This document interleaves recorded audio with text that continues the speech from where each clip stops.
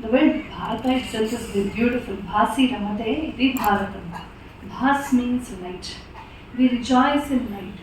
And for us, light is a synonym for knowledge.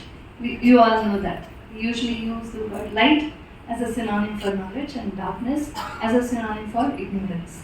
So, exploring light in every possible way in life is jnana, is jnana. And the whole Prakriti is Lakshmi for us.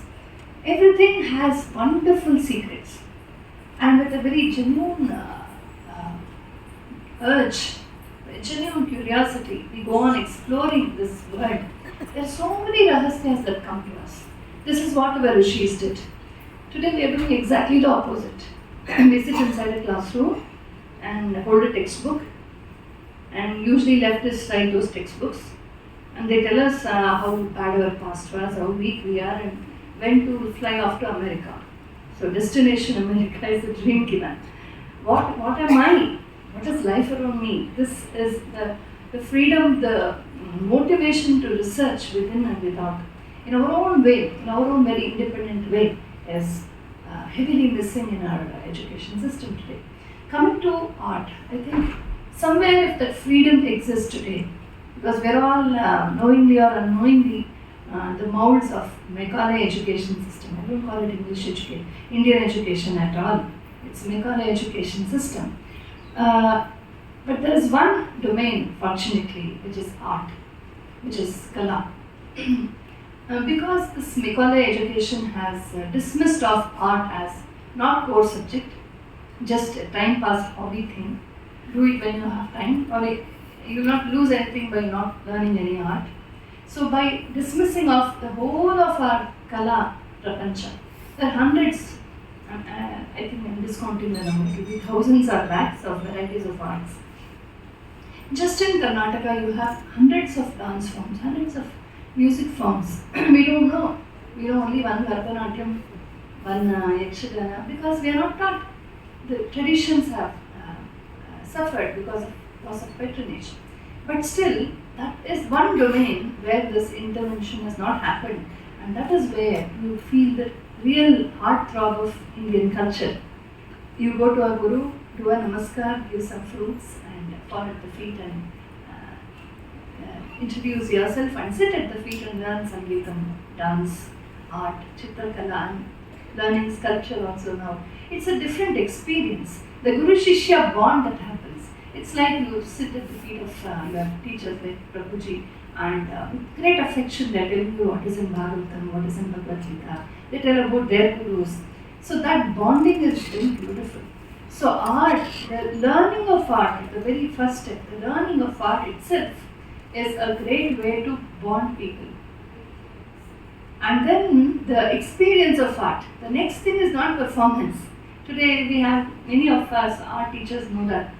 People call, parents call, look, there's a reality show, we have applied for that. Can you train my daughter or son in 6 months, 2 months? So art is not about performing, art is about experiencing.